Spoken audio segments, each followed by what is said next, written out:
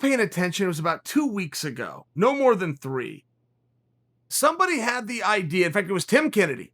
Tim Kennedy was on Joe's show, and Tim Kennedy says, you know what, Rogan, by the way, I really think that you should moderate a debate between Trump and Biden. I think that you should moderate a presidential debate. And Rogan's like, well, what do you mean by that? Like, have them sit in here and talk with them?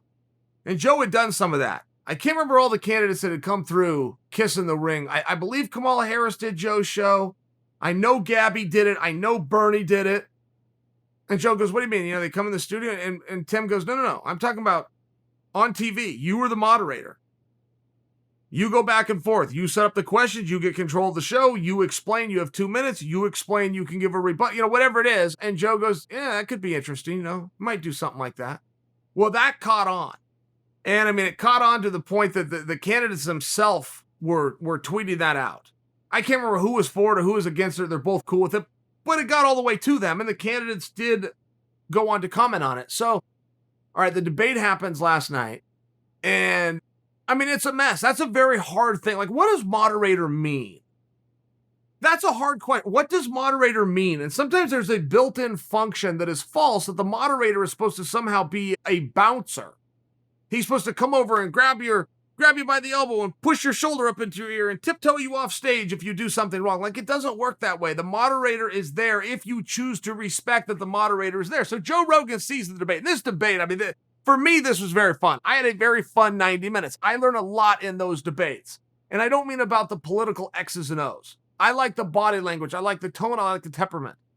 I like the quick-wittedness. I like that you're seeing an absolute fight with two guys who are never going to touch one another. So I just enjoy this, but I happen to see it. Joe was watching it too, and Joe sends out a tweet afterwards, and he says, you don't need me to moderate this. I used to think that was a good idea. I don't anymore. You don't need me. You need Big John McCarthy. And as simple as that was, I just thought that it was a very topical thing. Look, when you can talk about something as tough as politics, and politics get very tough, particularly every 4 years. When you were running for the election, now this is how you're going to start hurting people's feelings. You start coming out one way or the other. Ask The Rock.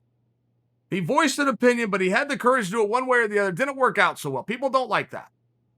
So anytime you can inject comedy and get a laugh from everybody on a topic that's tough, no matter what that topic is, in this particular case, we're talking politics, it's a good thing. I thought Rogan did a good thing. He got a laugh from everybody. And you know what? The funniest jokes come from a level of truth. And you want to know who they did need to moderate that thing? John McCarthy.